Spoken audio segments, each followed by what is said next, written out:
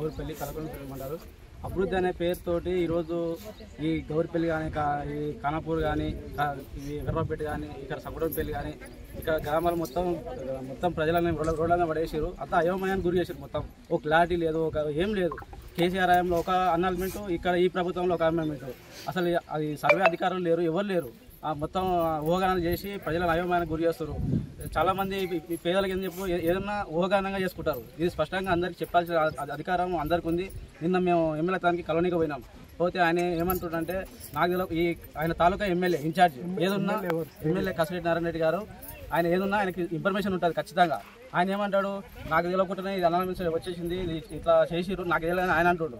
MLA గారు తెలియకపోవడం ఏందో మాకు అర్థం కాలేదు అసలు. అది ఆయన తెలియదని అంటుండు. మళ్ళీ ఇప్పుడు ఈ పొలాలు విషయంలో ఆయన ఏదో మేము చూస్తానని అంటుండు, కానీ ఇంకా క్లారిఫై లేదు. ఆ తర్వాత కమిషనర్ దగ్గరికి పోయినాం. కమిషనర్ దగ్గరికి పోతే ఆయన కూడా సరిగా మాట్లాడలేదు. చర్యలు తీసుకోవడా ఎటువంటి క్లారిఫై లేదు ఆయనది. మరి ఆయన ఏ విధంగా నిర్ణయం తీసుకుంటాడో తెలియదు. అదేవిధంగా కలెక్టర్ దగ్గరకు అని ఆలోచన చేస్తున్నాము. ఆయన కమిషనర్ గారు ఒక పేపర్ ఇచ్చారు. ఆ పేపర్ తీసుకుపోయి కలెక్టర్ దగ్గరికి పోతే అది ఆయన ఏమంటాడో తెలియదు.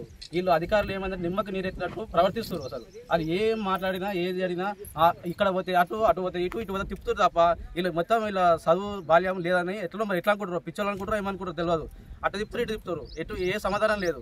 ఇట్లే చేస్తే ఈరోజు మేము మామూలుగా ప్రెస్ పెట్టి మాట్లాడుతున్నాం. రేపటి నుంచి ఊర్లు మొత్తం ఒకటి చేసి ధర్నాలు రాస్తారోకోళ్ళు అన్నీ చేసి ప్రతి ఊరు నుంచి కాల్సి వస్తున్నాయి. నేను చాలామంది 90 నుంచి చూస్తున్నా. ఈ రోజు వరకు అన్ని ఊర్ల నుంచి మీకు ఒక యూత్ కానీ గ్రామ ప్రజలు కానీ మొత్తం ఒక ఏకతాటికి తెచ్చి ధర్నాలు రాస్తారోకోళ్ళు చేసి అందరూ ఒక పార్టీ తెచ్చి ఈ ప్రభుత్వాన్ని స్తంభింపవేసి ఎవరు ఎక్కడెక్కడ ఉన్నారో అందరినీ నిలదీసి అడగపోతే చేస్తాం, ఖచ్చితంగా చేస్తాం. దీంట్లో ఎటువంటి చైతన్యం పరిచి మా భూములు మాకు కావాలి. ప్రధాన డిమాండ్ రైతుల పక్షాన ప్రధాన డిమాండ్ ఈ రోడ్డు ఇక్కడ వద్దనే అంటారు. అలా రోడ్డు వద్దు ఏమొద్దు, మాకు 99% ఇక్కడ ఉద్యోగాలు ఎవరికి లేవు. మొత్తం సన్నకారు రైతులు వ్యవసాయం మీద ఆధారపడిన వాళ్ళే వీళ్ళంతా.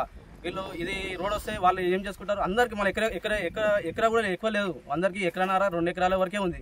అవునా 10 ఎకరాలు ఉంటే 1 ఎకరా పోతుంది, ఇంకా తర్వాత భూమికి వాల్యూ వస్తుందంటే ఏదో కొన్ని వదిలేసుకుంటాం. అందరికి ఉన్నది ఎకరా 2 ఎకరాలు. అది పోయినాక ఏం చేస్తావు, అందరు మొత్తం అది పాలు విండుకోవడము, ఇది షెడ్ చేసుకొని బతకడం అంతవరకే. అవి పోయినాక వీళ్ళు ఏం చేస్తారు. మెయిన్ ఎమ్మెల్యే గారు పట్టించుకోవాలి, మా ఎమ్మడి ఉండాలని ఆశిస్తున్నాం. ఆయన కూడా సానుకూలంగా స్పందించినా తెలియదు, కానీ మొత్తానికి అయితే ఆయన మా ఎమ్మడి రావాలి. మేము ప్రజల తరఫున చేస్తున్నాం. అంతా చేసి రేపటి నుంచి మొత్తం ఈ రాష్ట్ర రకాల ధర్నాలు చేసి అందరినీ ప్రతి ఒక్క మండలాన్ని మండల ఆఫీసులు కానీ ఈ కలెక్టర్ కానీ ప్రతి ఒక్కటి చేసి ముందుకు నడుస్తాం. ఇది మాత్రం ఖచ్చితంగా అందరూ మాత్రం గట్టిగా చేస్తాం.